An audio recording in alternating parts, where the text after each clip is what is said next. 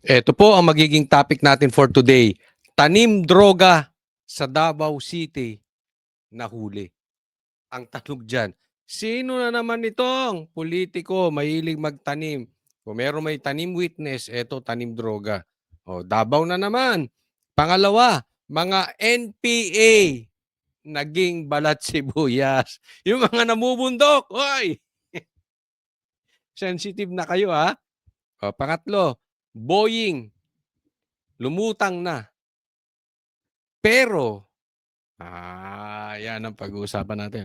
Pangapat, nahuli ang kotse ni Saldico. Okay, balik po tayo. Breaking news po yan. Balik tayo kay Saldico.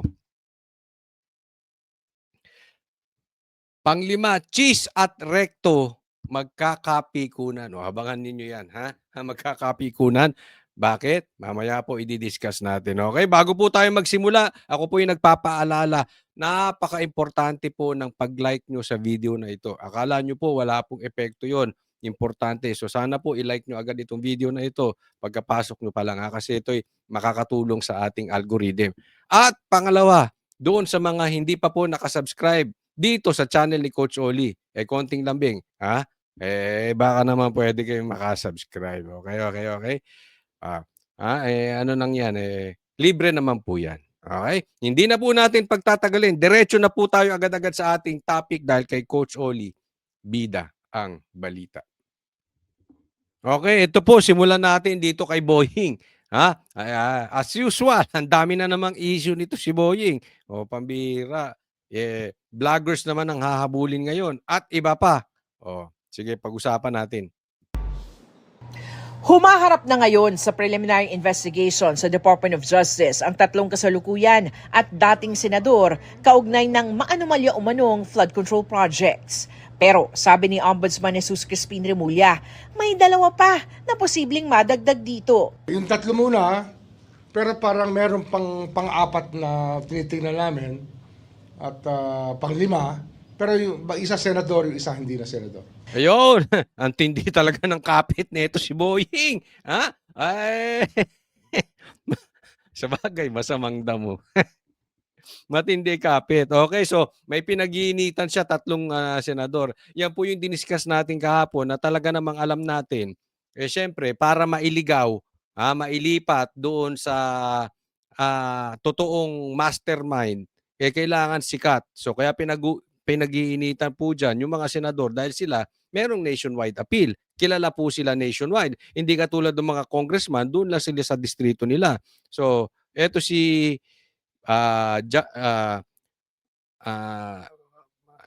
sino to? Si Jinggoy, si Villanueva, at saka syempre si Bong Revilla. O, yan ang pinag-iinitan niya. Lalong-lalo na pag-iinitan niya si Boying Rimulya. Dahil sila po ay magkatunggali dito sa Cavite. Alam nyo ako, masasabi ko lang sa inyo. Sinasakop na po tayo ng Rimulya. Hindi lang po Cavite. Sinasakop na po ng Rimulya ang buong Pilipinas. Kita mo, dalawa na silang magkapatid doon.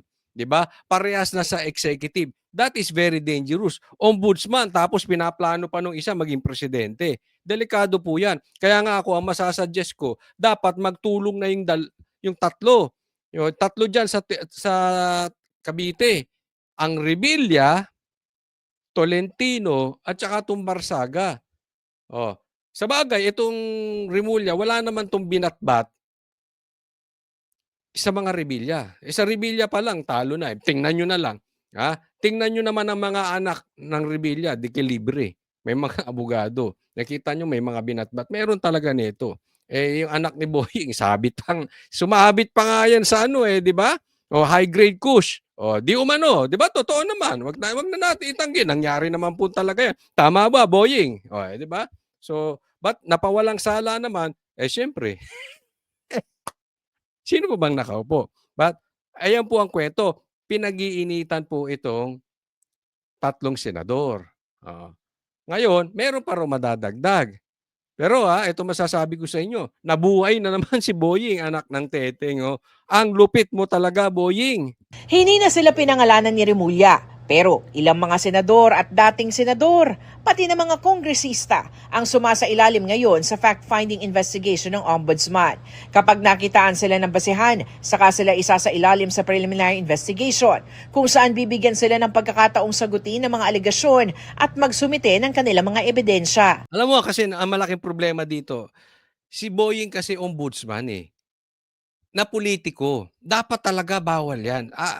Actually, ito yung isa sa pinakamadaldal na ombudsman. Mahilig sa press con. Kaya nga naman, yung patungkol sa sakit niya, kasalanan niya rin yan. Mamaya i-explain natin, no?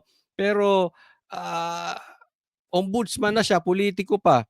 Tapos, ang balita natin, yung pinalit sa kanya na SOJ, sanggandikit din niya. So, hawak na nila. No? Alam naman natin yung mga yan, magkakakampi na yan. Katanga mo na lang kung hindi mo nakikita na talagang pinagtatakpan nitong mga ito ang mastermind na si Tambaluslos at saka si Bongbong Marcos. Mamaya darating po tayo dyan.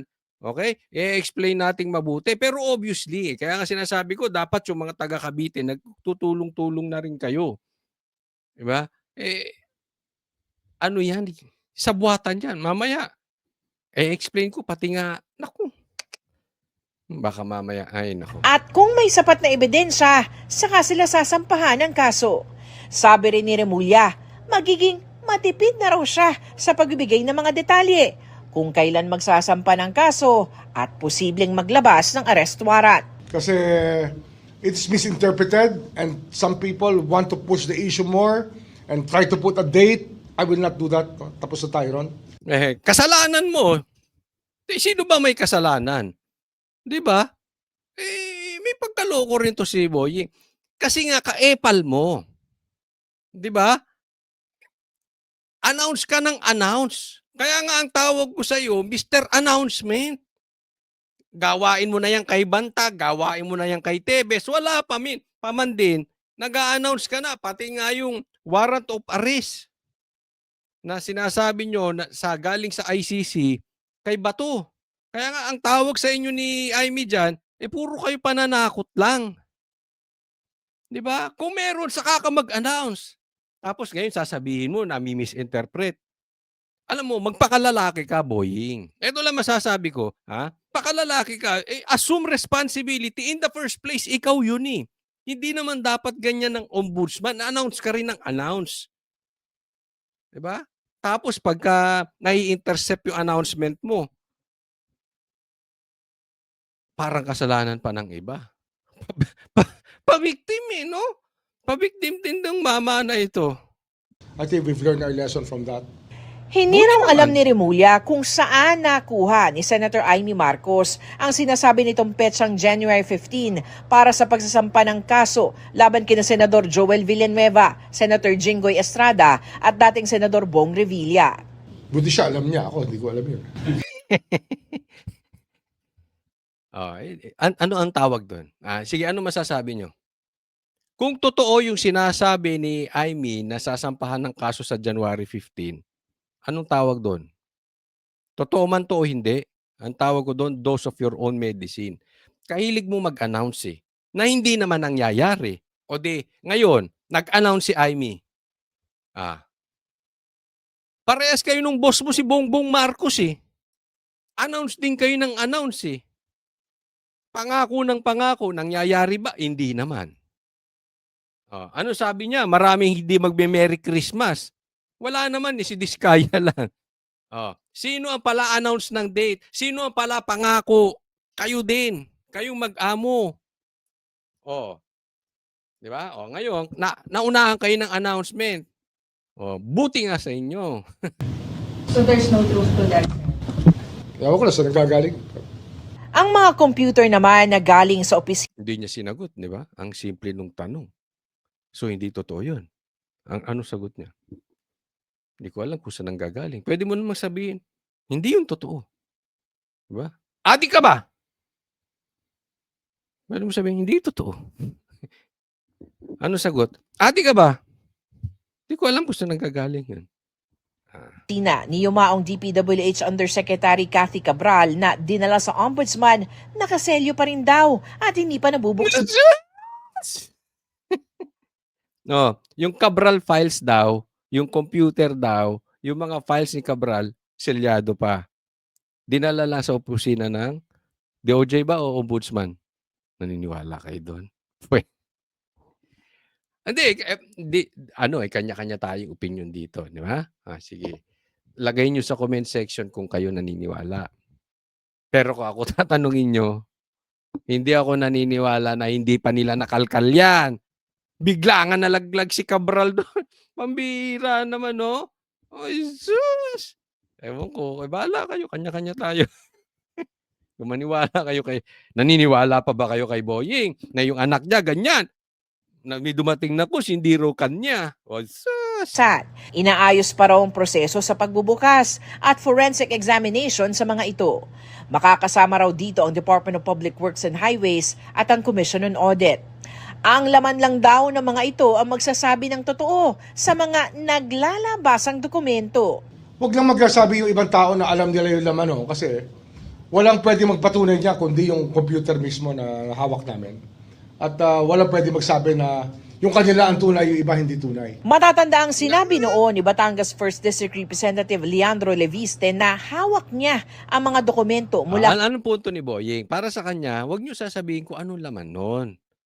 Hindi po pwede niyo sabihin na yung alam niyo na anong laman nun, computer lang magpapatunay. Kung paano kung magkaiba tayo ng interpretasyon o magkaiba tayo ng nakita sa laman. O, di ba? Tama yung sa inyo, sa amin hindi. Ano bang ginagawa ni Boying? Anong tawag dyan? May exit plan na. Kasi kung magkaiba sila ni Libiste,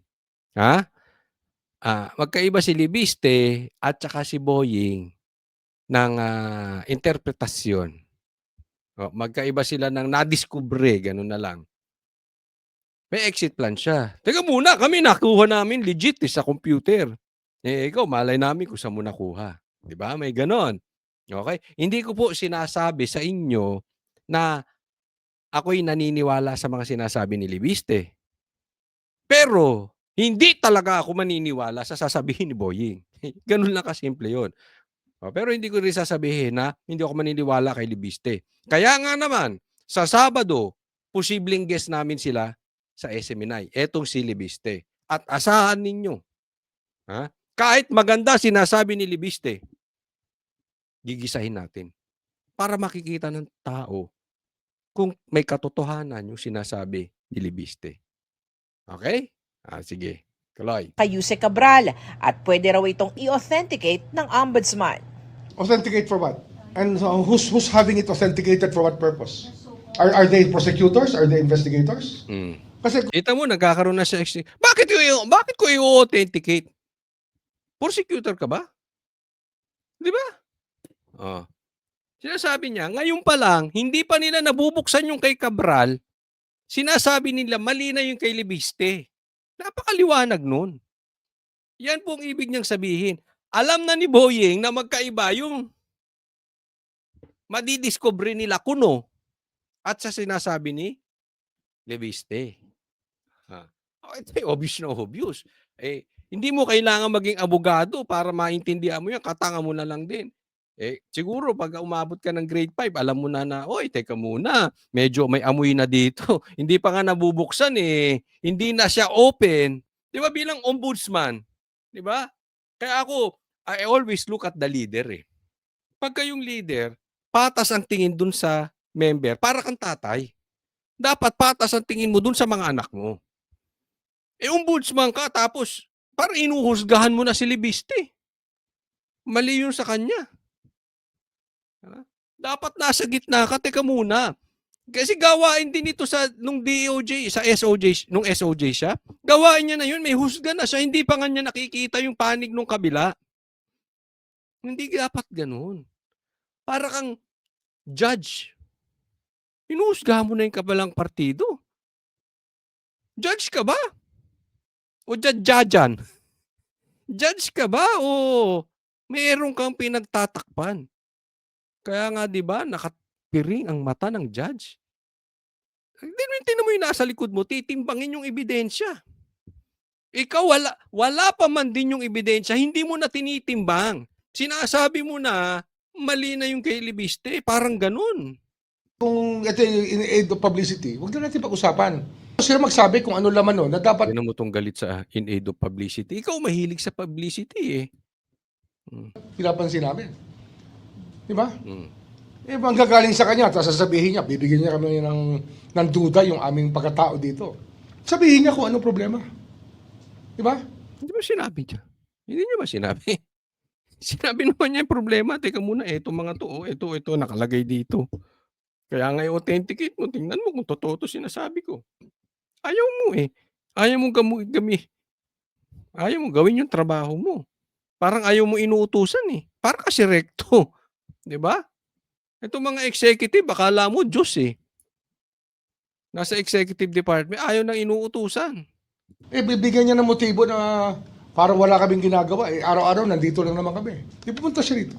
Samantala, pinaiimbestigahan na ni Remulla sa NBI ang mga nasa likod ng kumalat sa social media na isinugod siya sa ospital at may malalang karamdaman. There's really an orchestrated campaign. I don't know for what purpose, pero tingin ko, it's part of the propaganda machine. Ayan. So, dinala daw siya sa ospital. Okay, ito paliwanag natin mabuti. Dinala sa ospital at ang sa tingin niya, sinasabi niya fake news 'to. At sa tingin niya, tinatrabaho siya. Propaganda tinatrabaho niya.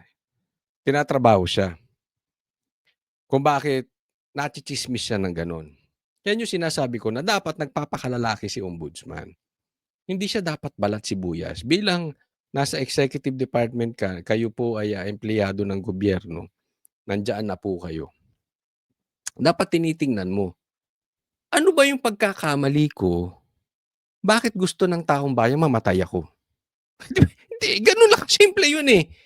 Di ba? Eh si PRRD, wag naman sana, pero kikita naman natin ng pangangatawan. Halos konti na lang kukunin, malapit na. Pero ayaw ng taong bayan pinaglalaban si PRRD. Ikaw, konting balita na na-ospital ka, di umano. Parang gusto nilang mamatay ka na. Di ba? Bakit ganun? Dapat tingnan mo rin yung sarili mo, baka may pagkakamali ka.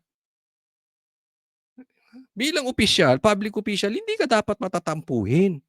Ito ka na naman hahabulin mo na naman yung mga vloggers. Ito hindi ko pinagtatanggol yung vloggers dahil kasama ko doon. Hindi po ako nagpakalat niyan. Sa katunayan, hindi ko sinakyan yan. Bakit? Kasi alam ko na yung gawain sa kabilang kampo, sa kabilang parlor. Yung mga trolls, magpapalabas sila ng fake news. Tapos pag pinick up ng DDS, sasabihin, fake news. Mag-iingat po tayo. Hindi ko po sinasabi na fake news na na-ospital siya. Okay? Pero maingat na ako sa ganyan. Kasi gagawa sila talaga para ma-divert doon sa mga mastermind na nasa Congress, na nasa executive, yung ghost projects na kukuha po natin. So hindi ako palasakay ng palasakay, hindi ko sinakyan yan. Ang sinabi ko lang diyan, kasalanan mo, boying. Bakit? Kasi replay na po yan. Naaalala mo? Dati, itinatanggi mo na ospital ka at naoperahan. Pero halatang halata, bigla kang nawala. Ikaw si Mr. Preskon. Preskon ka ng preskon ka ng preskon ng preskon. Biglang yung si Utoy, yung spokesperson mo na si Utoy, ang nagsasalita. Hindi nahalata ng taong bayan. Di ba? Nagduda sila ngayon. Itinanggi. Tapos bandang uli, tinanggap din. Inamin din. Same scenario ngayon. Bigla kang nawala. Ikaw si Mr. Announcement. Si Mr. Preskon ka, bigla ka hindi nagpe-preskon. Nag-preskon ka, meron pang oxygen daw. But for me, that is not the issue. Ang sa akin, ombudsman, hindi ka dapat balat sibuyas. Titingnan mo. Ano bang nagawa kong mali sa bayan natin? Bakit parang tinatrato? Ako hindi ko sinasabi ayokong mamatay ito.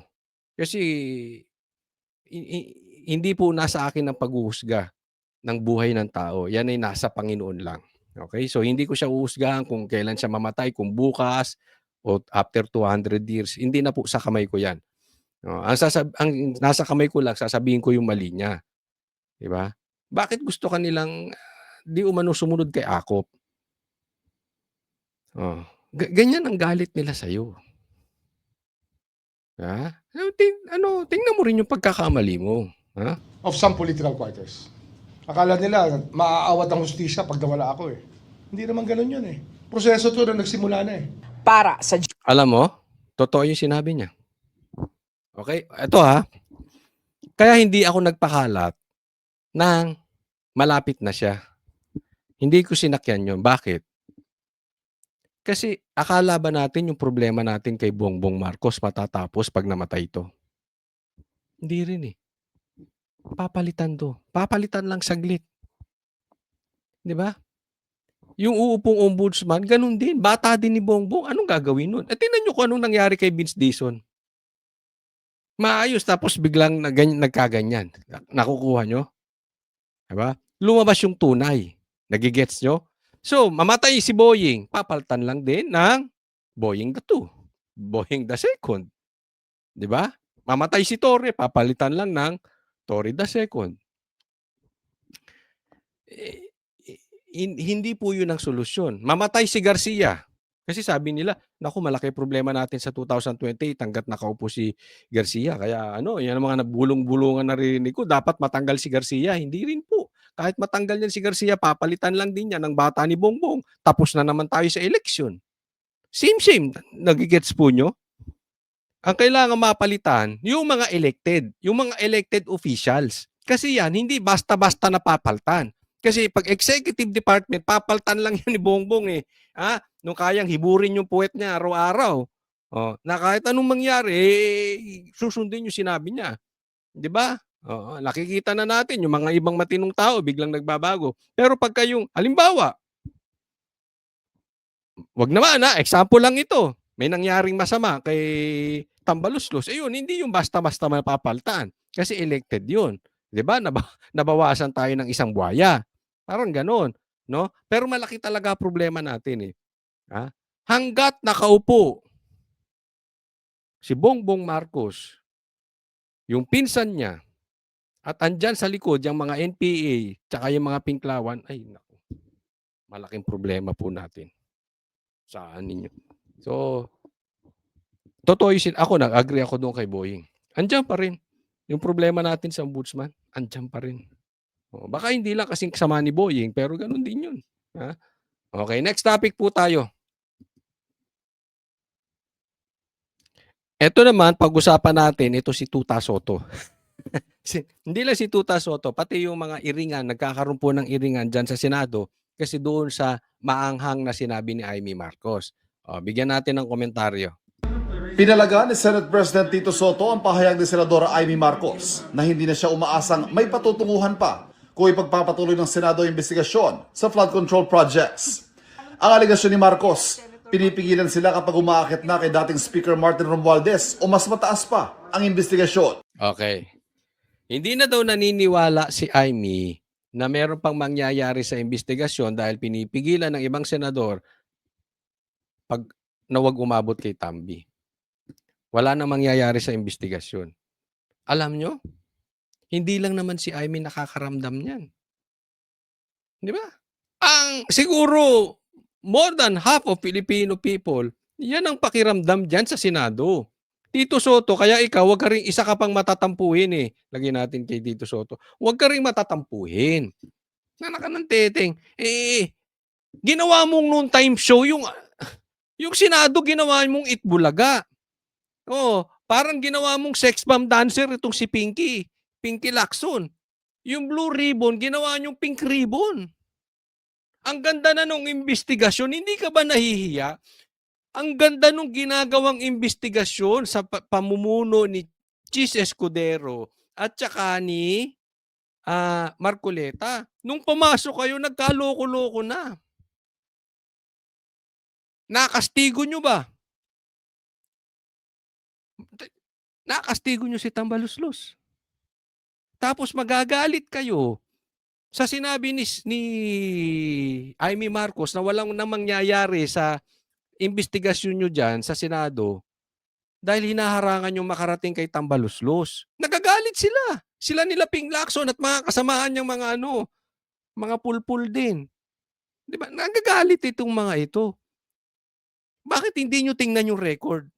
Nakarating ba tayo kay Tambaluslos nung pumasok kayo ni Pinky Lacson? Ano kalalabasan mo niyan? Di tuta. Tuta Soto ni Romualdez. Yun na lang. Kasimple nun eh. Simula nung pumasok kayo na wala na kay Romualdez ang usapin. At hindi lang po si Amy yan. Halos karamihan ng Pilipino ganyan nararamdaman. Sige nga, itaas nyo nga kamay nyo dito. Sabihin nyo, hindi ako naniniwala sa sinasabi mo, Coach Oli. Maganda investigasyon ng Senado. O, lagay nyo rin. Hindi, oo, yan talaga ano. Kasi kung magbabasa ka, makikita mo talaga eh. Yung sinabi ni Amy, puso po. Hinanakit po yan ng mga Pilipino. Kung ayaw nyong napupuna yung mali ninyo, tingnan nyo resulta. Tanong ko sa iyo, Tuta Soto, ni dumikit ba tayo? Kahit dumikit man lang sa investigasyon kay Romualdez? Hindi ko na nga sinasabing pinaimbestigahan mo ba si Romualdez? Hindi na. Dumikit lang ba tayo? Kahit konti. Ang layo na natin kay Romualdez eh. Diba? O, tapos, pag nahuhuli kayo, gagalit kayo.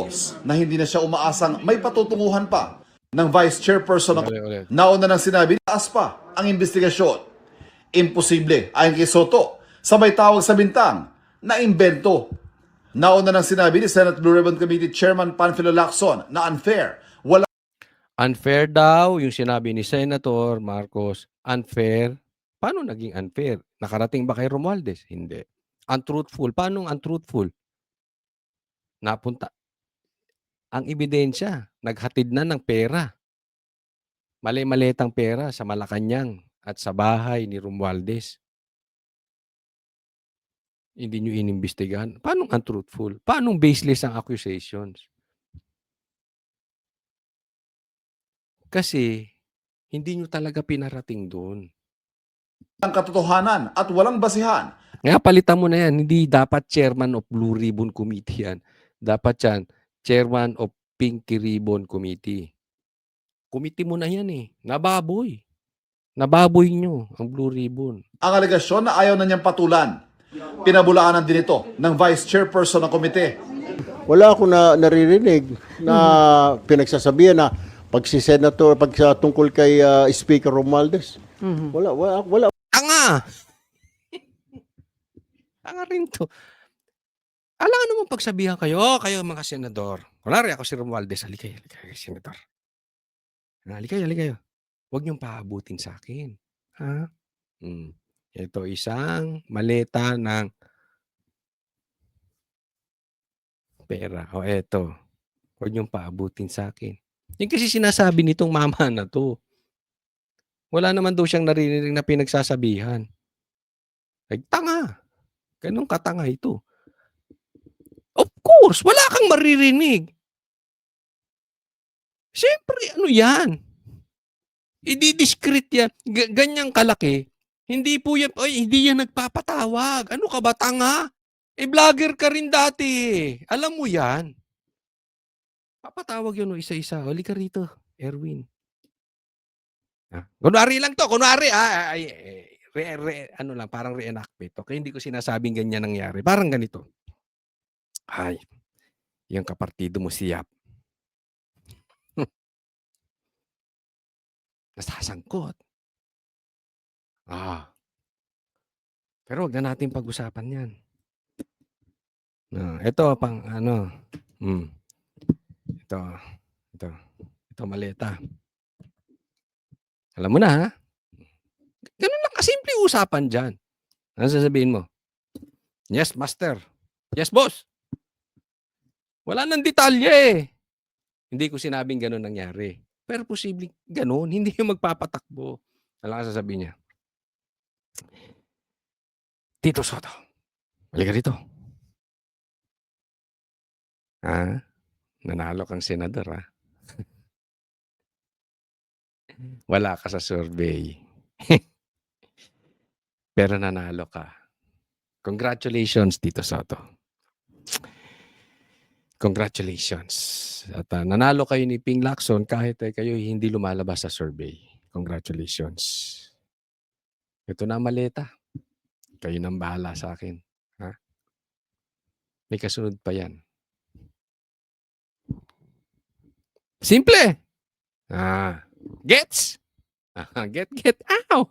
Hindi ko sinabing gano'n nangyari. Example lang po yun.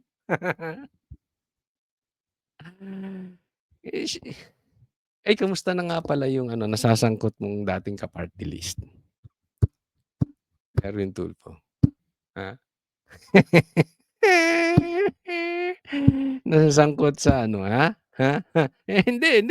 Hindi wala naman siyang kasalanan doon. Nasasangkot dito sa mga ghost projects. Wala akong narinig. Number 2, hindi naman kasi nagmi-meet eh. Siyempre!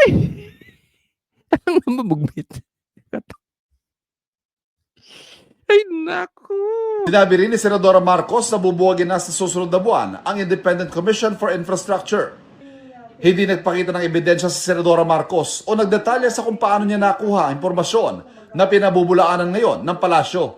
Kahit nga nagsipagbitaw na mga miyembro at ang chairman na lang ang natira, patuloy ang paghimok sa mga may impormasyon sa katiwalian na magsumbong sa komisyon. Wala po na pag-uusapan kung magkakaroon ng replacement, pero nagpapatuloy pa rin po ang ICI. Walang abiso sa kanila kung sila ay bubuwagin, kaya patuloy din po ang kanilang pag-iimbestiga. Wala ka naman talagang alam eh. Pag ang pag-uusapan patungkol sa Executive Department at kay Bongbong Marcos, wala kang alam, wala kang masabi. Pero pag Duterte ang sinabi, ang dami mong alam. 'Di ba? Ito isang vlogger din to, galit na galit to kay Marcos dati. Pero ang in-expect po ng Pangulo ay magkaroon din po ng batas para magkaroon ng independent commission. Dumistansya naman ng palasyo sa impormasyong nakuha rin umano ni Senadora Marcos na ilang datit kasalukuyang senador at mga kongresista ang sunod na kakasuhan at aarestuhin kaugnay ng flood control scandal. Sabi nga po ng Pangulo, baka masaya yung effort sa kakamadali. Pero madi-dismiss lang po. Ayaw natin pangunahan kung ano magiging Ayaw daw nilang pangunahan dahil trabaho ng Ombudsman at ng DOJ. Nasa kamay na po ng Ombudsman yan. ayaw daw nilang madaliin. Kasi pag minadali mo, lalabas na, ito ipapakita tayong picture. Lalabas, siyempre, di ba, dawat yung ano mo dyan. Meron tayong mga nagkaroon tayo ng problema. Ngayon, meron tayong ipapakita dito. Tingnan nyo po. Ito po si Yusek. Tanong ko sa inyo, ito ba ay Ghost Project Mastermind? Yusek po ito sa DPWH at alam naman natin na siya ang nag-witness patungkol dito sa mga senador. Okay? Ngayon, yung sinasabi ni Amy, may katotohanan. Dahil nakita naman natin, hindi na umabot kay Romualdez. At nakita natin kung sino ang gumagalaw doon. Di umano ay si Boying. Ito ay ang nag-alalay dito dyan. Ang sabi ay si Boying din. Di ba? Saan napunta yung mga pinagsasabi nitong mama na to? Simple lang ang tanong ko dito eh. Napunta ba tayo? Napalapit ba tayo dun sa mastermind? Siguro, hindi kaila sa inyo dahil hindi kayo mga bobo. Alam nyo kung sino talaga ang may hawak nitong mga pera. Alam ninyo kung sino talaga ang mastermind dito sa mga ghost projects. At isa po ito. Yan po ang sabi. Kasama itong sila Tambaluslos. Yung magpinsan.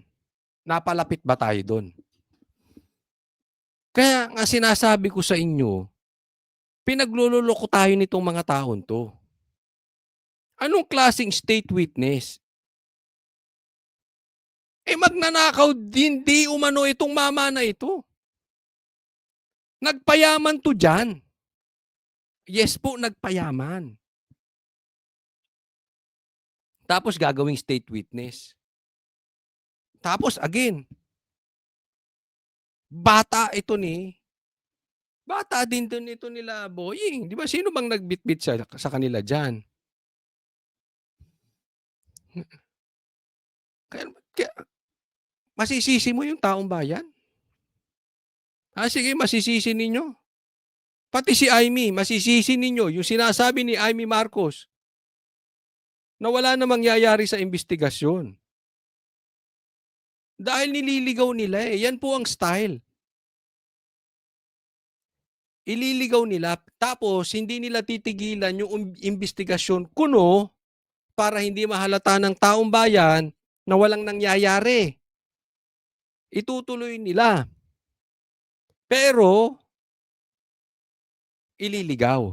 Tingnan nyo nangyari sa Kamara, hininto yung di ba, investigasyon. Mahirap kasi kontrolin doon, maraming magsasalta. Sa Senado naman, tinuloy, kunwari, pero dinidelay ng dinidelay. Yan po ang style, di ba? Ang ganda nung investigasyon sa Blue Ribbon biglang na-stop. Di ba? Biglang nawala. Pumasok na sila Pinky, tas lumabas na itong mga ito. Ang tanong, credible ba? Tanong na lang natin. Hindi ba nagpakasasa sa yaman itong mga to? Hindi ba i-lifestyle check nyo yan? I-lifestyle check nyo ang anak niyan. Ako hindi magugulat kung napakaraming kabit na binabahay ito. Hindi po ako magugulat. Ako isa akin ano lang naman ito? Katotohanan lang. Realidad lang. Bakit nawala na tayo sa mastermind? Masterminds. Pinahihikot yung ulo natin mga ito Tapos magiging state witness. Akalain mo. Ikaw na nagpakasasa ng pera ng taong bayan. Hero ka pa. Baka mamaya, gawin ito parang si Risa, patayuan pa to ng rebulto. Di ba?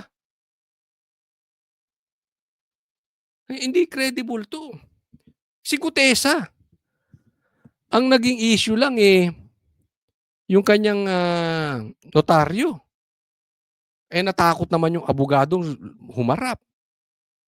Pirmado naman talaga. Hindi nila mag-isa dito, bigla nilang pinagbigyan. Si Diskaya ayaw nila dati. Mag-state witness, tapos ganyan. Ulitin ko po. Simple lang ang focus natin. Mastermind, mastermind, mastermind. Pagpalayo tayo dun sa mastermind, nagkakaroon ng takipan. Alam naman natin kung sino may control ng ghost projects na yan. Alam naman natin kung saan ang malaking mga proyekto. Sino may hawak ng pera sa Kamara. So pagpalayo tayo doon, lumalayo tayo doon, yan po ang plano nila. Huwag tayong papayag. Lagi tayong balik sa mastermind. Back to basic tayo. Mastermind.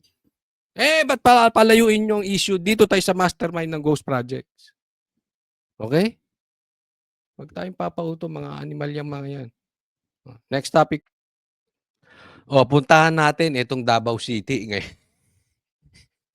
Alam mo, simula nung nakilala na napasok sa national to si PRRD, talagang lagi nang nababalita yung Davao. Pati nga hindi Davao City, pati yung Davao Oriental, parang naibibintang na rin kay PRRD. Pero tingnan natin ito. Balita po ito sa Davao City. Isa-isang inamoy ng K9 Narcotic Detection Dog ng PIDEA ang 11 parcel na nakumpiska mula sa warehouse ng isang courier company sa Bunawan, Davao City. Sa inspeksyon, 6 sa mga parcel ang inupuan ng K9, indikasyong positibo ito sa illegal na droga. At tumambad nga ang kontrabando ng buksan ito ng mga otoridad. Ngayon, so, sa madaling salita, may nahuling parcel na marijuana, ng droga sa Davao City. So, i-connect na naman nila yan. Kasalanan na naman ng Duterte. Kita nyo, may sindikato sa Davao. Sinasabi nilang pinakasipan Davao. Kasi, ang laki po ng naitulong ng Davao City doon sa laki ng tiwala ng buong Pilipinas sa Duterte. Simple lang naman kasi talaga ang politika eh. Pag nakaupo ka doon sa lugar ninyo, pagandahin mo. Ayusin mo. Gawin mong safe. Pagtakbo mo sa national, mahal na mahal ka ng taong bayan. Bakit? May showroom ka, yung city mo, inayos mo. Paano ka mamahalin? Katulad nito si Bongbong, paano ka mamahalin? Ano nangyari sa Ilocos Norte? Oh, eto si Romualdez, naayos ba niya yung syudad niya? Yung Davao, ako po ilang beses nang nakapunta dyan. Napakaganda talaga, napakatahimik. So ngayon, pilit nilang sinisira yung Davao kasi nakokonekta sa imahe ng Duterte, maayos. So ngayon naman, parcel ng marijuana. Baka yan sa anak ni Boying. Hindi, baka lang naman baka lang. Kasi di ba na yung anak niya nakatanggap ng parcel ng marijuana, high grade. Tapos, ang bilis-bilis, napawalang sala agad-agad.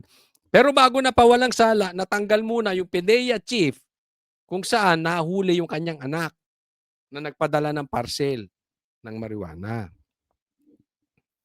Di ba? Posibleng walang kasalanan yung anak ni Boying. Di ba? Posible. Pero posible ring meron. Di ba? Hindi rin natin alam. Kaya lang, may pinawalang sala tapos natanggal yung PIDEA chief. Di ba? Kung ako yung anak ni Boying, nagpa-drug test ako. Para mawala yung duda ng taong bayan. Tama o tama-tama? Hindi naman nagpa-drug test eh. Basta nawala na lang yung kaso tapos na nahimik.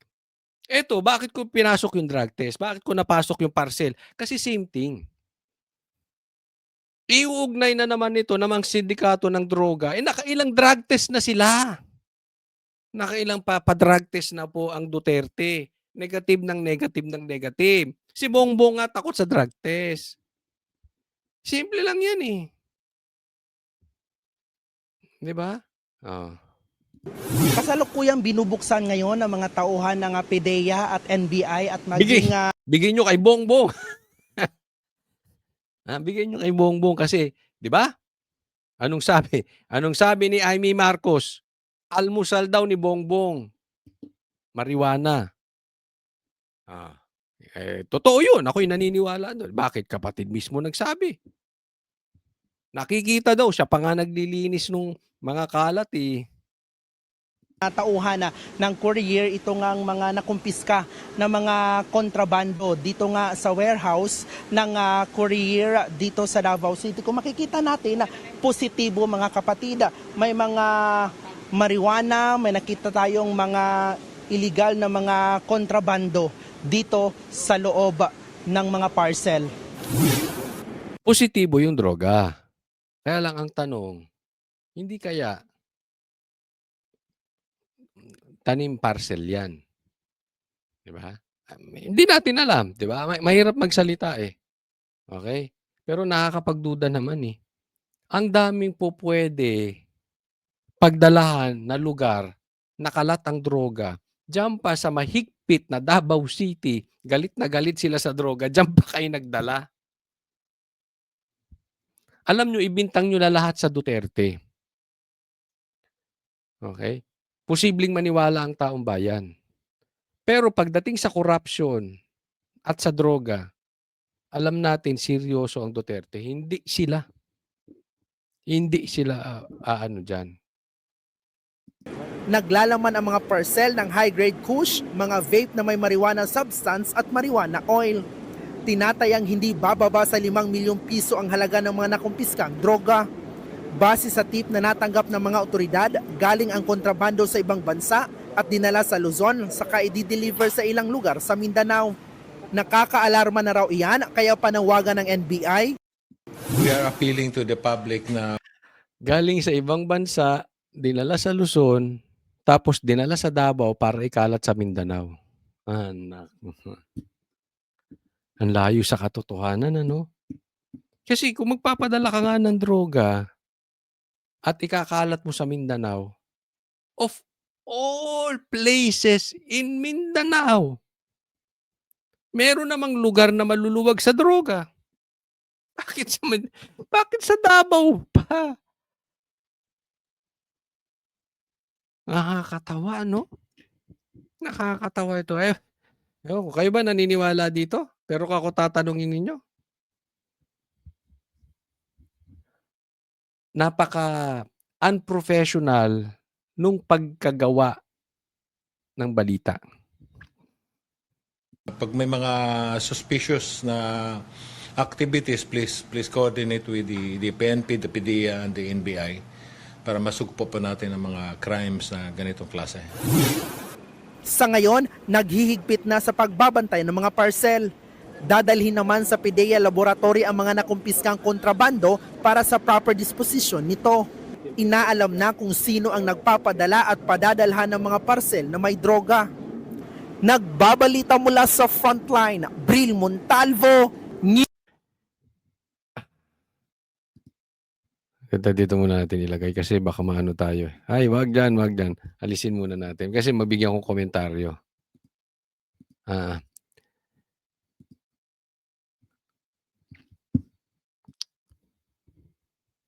Gusto ko lang malaman kayo ba naniniwala dito?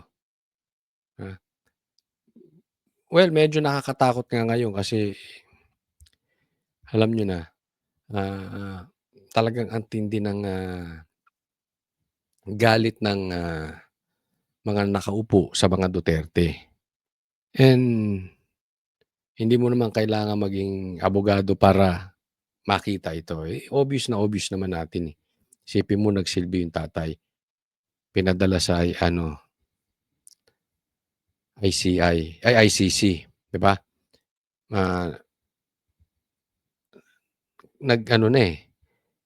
Nagkakampi-kampihan na eh. Alam naman natin na galit sa komunista itong sila PRRD. Dito sa mga NPA, dito sa mga rebelde. Tapos napasok tayo sa ganyan na. Tapos may issue kay Bongbong sa droga. Once and for all. Ako, dapat tanggapin na ni Bongbong. Magpa-drug test na siya. No? Pero alam naman natin kahit anong gawin, hindi naman siya magpapa-drug test. So wala ding wala ding mangyayari.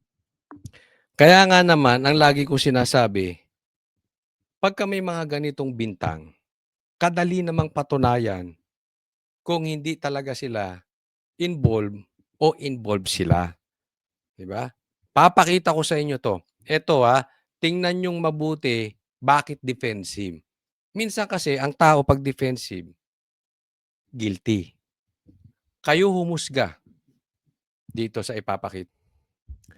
Ito po ay post ni Sir Jack, okay? Ito po siya po ay kasamahan namin sa Banateros.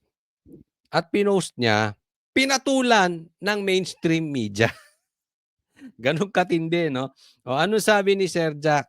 UP student ka, tapos sa bundok ka nag-OJT. Anong course ba yan, be? BS Major NPA. Nagalit ngayon yung Daily Tribune. Nagpaliwanag. Basahin nyo na lang kasi medyo malayo yung laptop ko. Hindi ko na mabasa. Okay? Pero sa madaling salita, nagalit sila sa komentaryo ni Sir Jack. At hindi lang si Sir Jack, hindi lang Daily Tribune ang nagkomentaryo ng ganito. Alam nyo, Daily Tribune, para kayong NPA. Oo. Kasi defensive kayo. Totoo man na NPA kayo or hindi, lumalabas para kayong NPA or nag-aalaga kayo ng NPA. Yeah. Kasi, oo nga naman, may punto.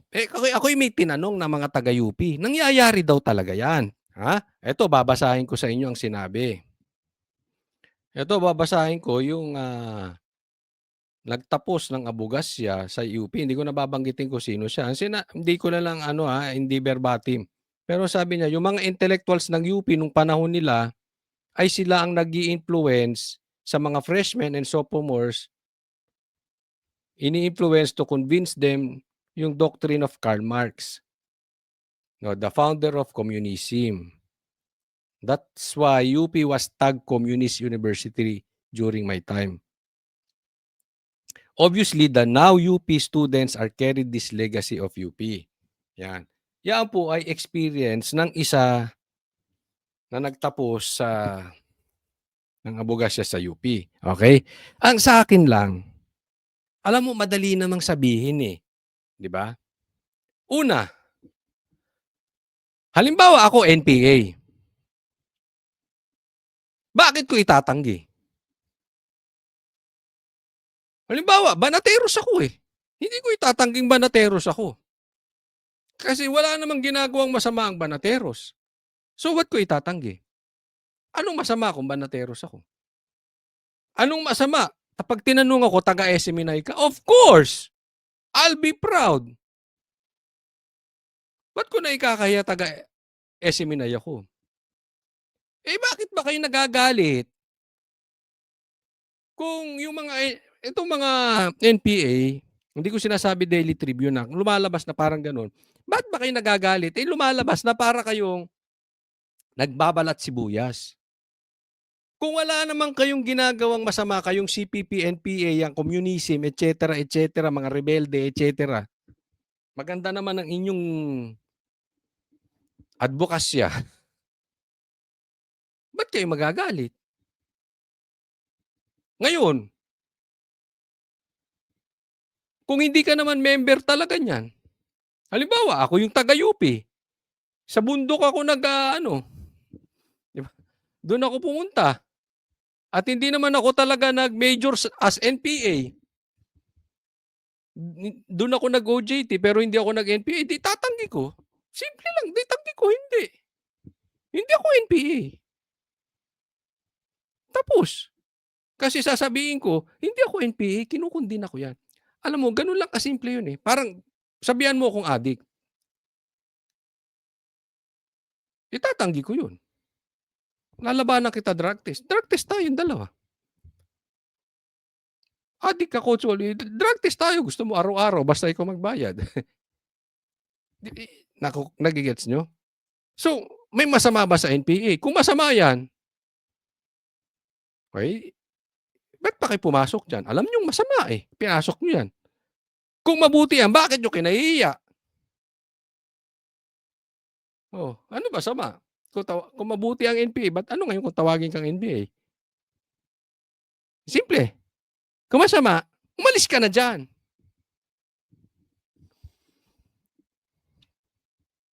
Kasi hindi mo masisisi, hindi nyo hawak sa utak yung mga tao. Gagawa kayo ng isang bagay. Halimbawa lang to. Oh, may isang grupo, mahilig mang babae, tanawag kayong babaero. Ba't kayo magagalit? Yun yung aksyong pinapakita nyo sa taong bayan eh. Mga babaerong senador, yan ang pinagagagawa ninyo. Naiintindihan ba natin? Na ba't ikinagagalit nyo kay Sir Jack?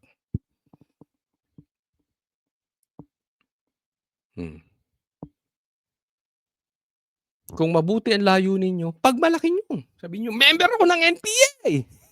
Ay, baka ikat yan ha. Hindi po. Okay? Ayoko dyan. Sabihin ko na sa inyo, ayoko dyan. I'm not proud of them. But anyway, kung member ka dyan, pagmalaki mo, dapat proud ka. Hindi ka dapat na-offend sa isang katulad ni Sir Jack. So sabi niya, dumb joke, smart school. Kung hindi naman totoo, ba't hindi itanggi ng UP? Hindi kami nag-aalaga ng mga NPA. Hindi kami nagiging recruitment ng mga komunista. Hindi kami nagiging recruitment ng NPA. Walang NPA dito. Tanggi nyo. Kung masama. Kung mabuti, pagmalaki nyo. Alright? Next po. Ito, breaking news, breaking news. Nahuli yung kotse ni Saldico. PIA na ilabas na mula rito sa isang condominium unit dito sa BGC ang 8 sa 9 na sasakyan na subject nga ng warrant of seizure and detention mula sa Bureau of Customs. Ang mga sasakyang ito ay nakarehistro sa iba't ibang mga kumpanya at mga personalidad na may kaugnayan sa dating kongresista na si Zaldico. Kabilang dito ang ilang luxury SUV na mga armored o bulletproof. Kasama ang mga kinupiskang sasakyan ng 3 Cadillac Escalade, 2 Lexus, Toyota Sequoia at Toyota Land Cruiser. Pinaghanap naman ng isang Rolls-Royce na wala sa parking area ng kondo. Bukod dito ay 15 sasakyan din na nauna nang inialarma sa LTO at nakarehistro rin sa iba't ibang mga tao at personalidad na may kaugnayan kay Zaldico, pero wala sa listahan ng warrant of seizure and detention ang kinipiska ng pinagsanib na puwersa ng BOC, Independent Commission on Infrastructure, LTO, HPG at Southern Police District. Magagarang sasakyan, ang nahuli. Naku, matindi. Asan ka na nga ba, Saldico? Hindi na natin maintindihan. Bigla na naglaho si Saldico. Alam mo, pinagkukumpis ka na itong mga sasakyan mo. Dapat magsalita ka na talaga, Saldico. Tinabla ka na talaga. O, di ba? Kayo ang tatlo, triangle offense kayo. Si Bongbong, si Tambi, tsaka ikaw. Alam naman ng taong bayan yan. That is public knowledge na. So, kahit itanggi nyo, wala namang maniniwala sa inyo. Kaya ituloy mo, saan ka na napunta? Baka mamaya patay na to si Saldico. Hindi tayo nagpapakalat. Baka ha. Kasi asan na siya? Bigla siyang huminto. Hindi natin alam kung bumuebuelo. Hindi ko alam kung magagalit siya sa ginawa ngayon, di ba? Kinumpis ka yung mga magagara niyang sasakyan.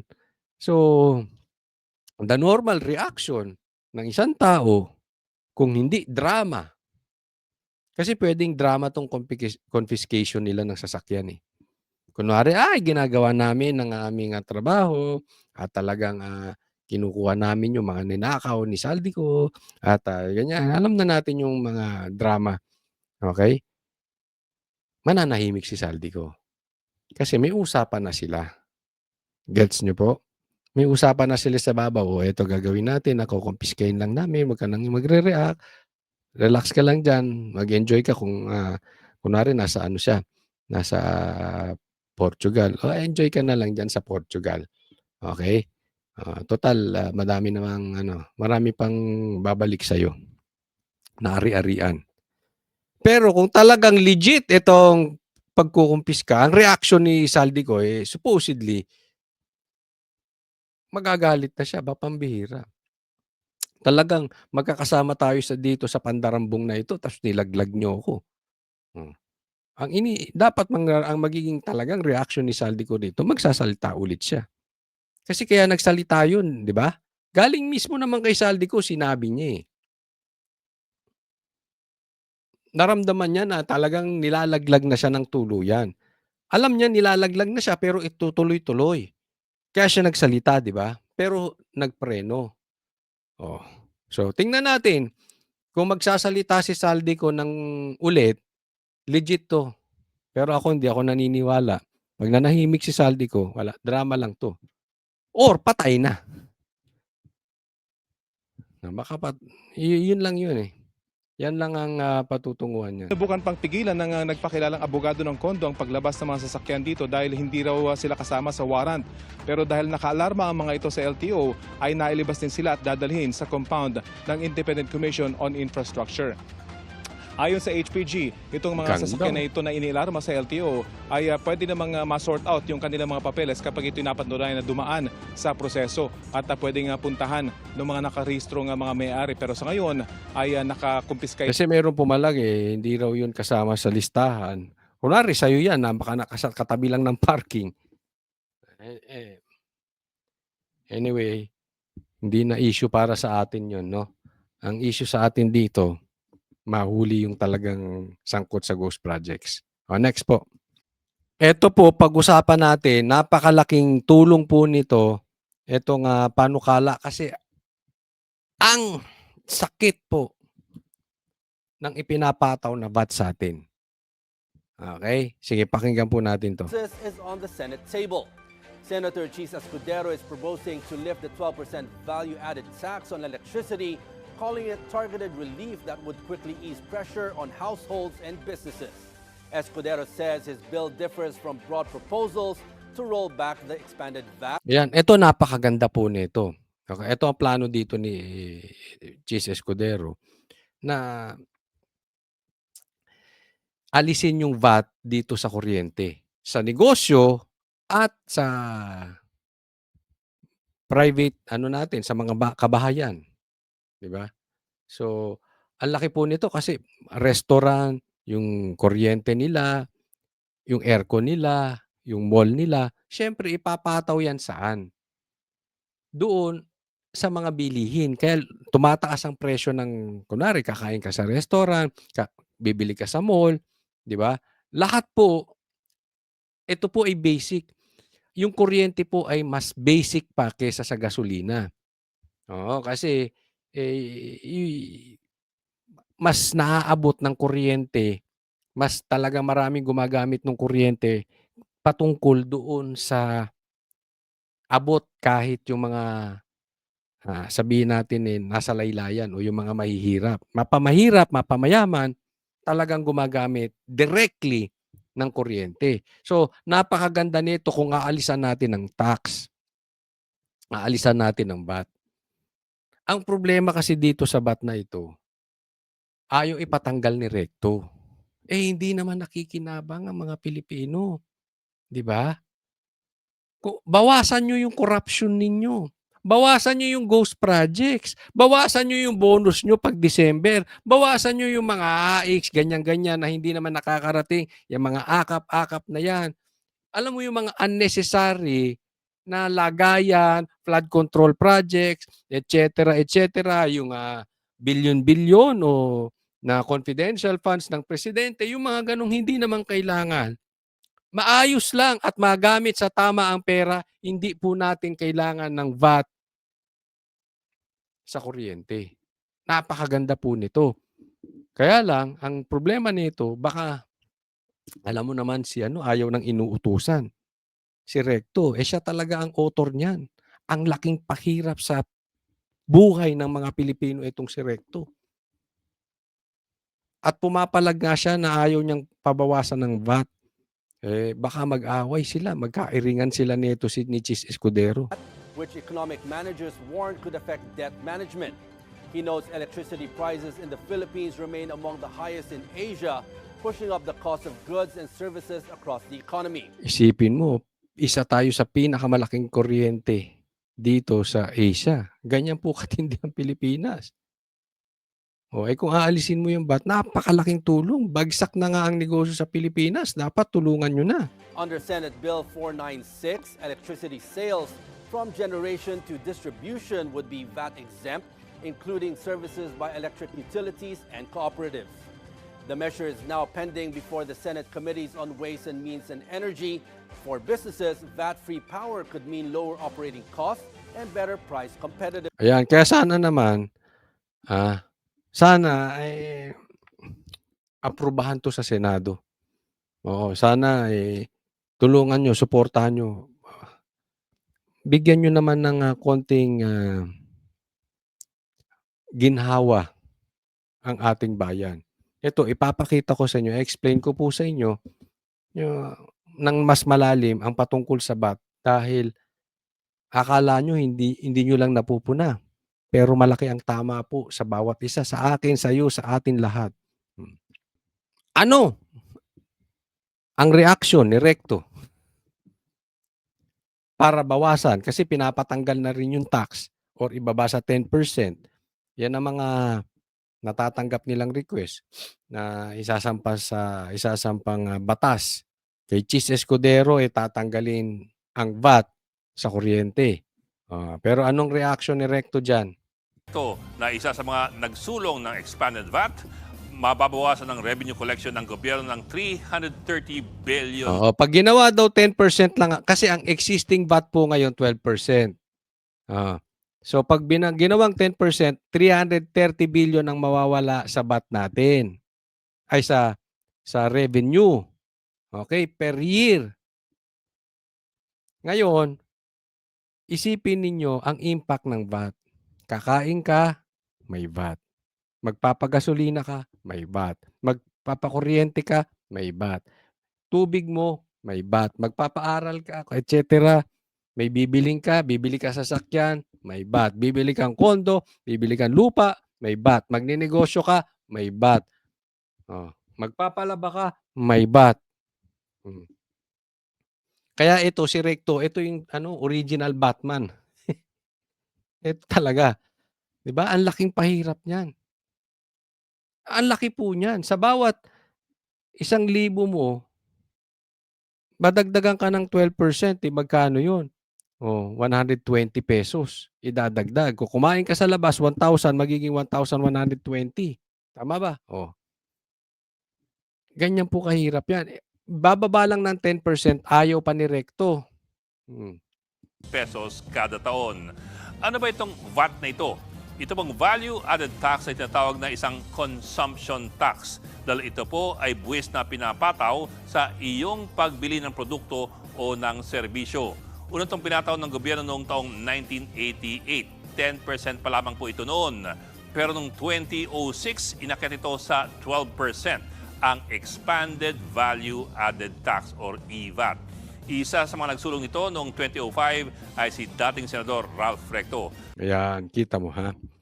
Siya nag-expand, pinalaki niya from 10% to 12%. Kaya ayaw niyang ibalik sa 10% kasi ayaw niya matanggal sa kanya yung credit. Yan po ang nakikita kong diyan. Bukod dun sa mababawasan ng korupsyon ng gobyerno, di ba? Kasi hindi ka naman dapat matatakot kung mabawasan ng koleksyon ng gobyerno kung maayos naman. Isipin mo nagsusurvive ng mga Pilipino. Yun nga lang hirap. Ang dami pang korupsyon. Tanggalin mo yung korupsyon, kahit ibaba mo pa nga sa 5% yung VAT, hindi tayo maghihirap. Itama nyo lang yung implementation ng collection ng VAT. At the same time, mapunta sa dapat mapuntahan yung tax na nakukolektan nyo. Hindi ninanakaw ng mga presidente, ng executive, ng speaker, etc., etc., etc. Diba? Isaayos lang. Tingnan nyo, kunwari bibili ka ng condominium o bibili ka ng lupa, 10 million. Magkano VAT nun? 1.2 million. VAT lang. Diba ang sakit? Bumili ka ng lupa na maliit, 10 million. Maliit lang yan sa Metro Manila. Pero 1.2 ibibigay mo lang sa kanila. Tapos maririnig mo, ipambibili lang ng droga, ipambibili ng kotse nila. Hindi bali kung makikita mo na may napupatunguhang maganda. Ganyan po ang impact nitong VAT na to. Kaya po nakakaasar talaga. Maganda yung gagawin ni Chis Escudero dahil nga basic na basic kuryente, aalisin totally. Ganun ang kanilang proposal. Sana nga pumasa sa Senado. Ang sabi nga ng ilan, isa sa mga dahilan na kinatalo ni Recto ang kanyang 2007 re-election bid ay ang kanyang pagtulak ng EVAT bill. Pero dito po kayo maiiyak. Sa 12%, ang Pilipinas ang isa sa may pinakamataas na VAT rates sa buong Southeast Asia. Makikita po ninyo dito sa table nito, ang kakompetensya lamang po natin ay ang Indonesia na nasa 12% na rin ngayon. Pero kailan lamang nila tinaas yan? Mula po sa 11%. Ipin mo, tayo ang pinakamataas ang VAT. Isa lang ang kasama natin, Indonesia. Pero tayo yung isa sa mahirap na bansa sa Southeast Asia, tayo pa yung pinahihirapan ng gobyerno. Yung Indonesia kakagawa lang 12%. Buti pa Brunei, 0% eh. Di ba? Ang tindi. Yung ibang bansa, gaya po ng Thailand at Malaysia, nasa halos kalahati ng ating VAT. Ang Singapore naman, nasa 9% lamang. Pero ito po Ang yaman niyan ha, 9% lang. Ang yayaman ng tao dyan. Pilipinas, hirap ka na, kakain ka na nga lang, magse-celebrate kayong pamilya, kakain ka ng Jollibee, may tax pa. ang mas masaklap. Bagamat ang taas ng binabayad nating VAT rates, tayo ang isa sa mga may pinakamababa na VAT collection efficiency. Ibig pong sabihin, ang taas na nga ng tax rate natin, pero dahil iilan lamang tayo nagbabayad, kaya't kaunti lamang ang nakokolekta ng gobyerno. Yan ang ibig sabihin. Kaya sila kumukolekta ng malaki kasi konti lang ang nakokolekta. Kung aayusin ninyo yung pangungolekta ninyo, pwede nyo paliitin. Pero bukod dun sa pangungolekta ninyo na kayo naman ang may diferensya, ang higit sa lahat bawasan nyo, mga animal kayo, korupsyon nyo. Hindi natin kailangan ng malaking tax. Ang nagsabi po niyan, mismong si dating Finance Secretary Benjamin Diokno noong 2023. Sobrang inefficient daw kasi ang ating tax collection. Ang daming hindi nagre-remit o kaya ay na-exempt. Kasalanan nyo na yan. Diba? Kasalanan ng gobyerno yan. Huwag nyo ipasa sa taong bayan. Sa tansya ni Diokno, wala pa sa kalahati ng expected VAT revenues ang ating nakokolekta. 40% lamang daw. Sa nakaraang 2025, ito po ang projected VAT collections ng Pilipinas. Kung 40% pa rin ang collection rate natin, baka wala pang 600 1.39 trillion ang nakokolekta. Ang projected, so imagine niyo kaya ayaw nilang tanggalin, ang laking pera para sa gobyerno, no? billion ang makolektang value-added tax para sa nakaraang taon. Malinaw na kailangan pang ayusin ang pangungolekta ng buwis. At yan ang talagang malungkot sa Pilipinas. Mataas na nga ang buwis, pero marami naman ang lumulusot. Mababa na nga ang koleksyon, tapos ilan lang ang nakikinabang. Mga kapatid, Ed Lingaw po, maging maalam at may pakialam. Hanggang dyan na lang po muna tayo. Maraming salamat po. Ako po magpapaalala lang, wag po natin kakalimutan na i-like po itong video na ito, itong aking vlog na ito. At sana po dun sa mga hindi pa po subscriber ng channel na ito, click nyo lang yung subscribe button dyan, yung maliit lang dyan. O, libre po yan, wala pong bayad yan. So, hingin ko po ang inyong suporta at sana po ay mapapanood nyo at masusubaybayan nyo ang aking mga vlogs. Mapanood nyo simula't simula hanggang sa matapos. Maraming salamat po. God bless everyone.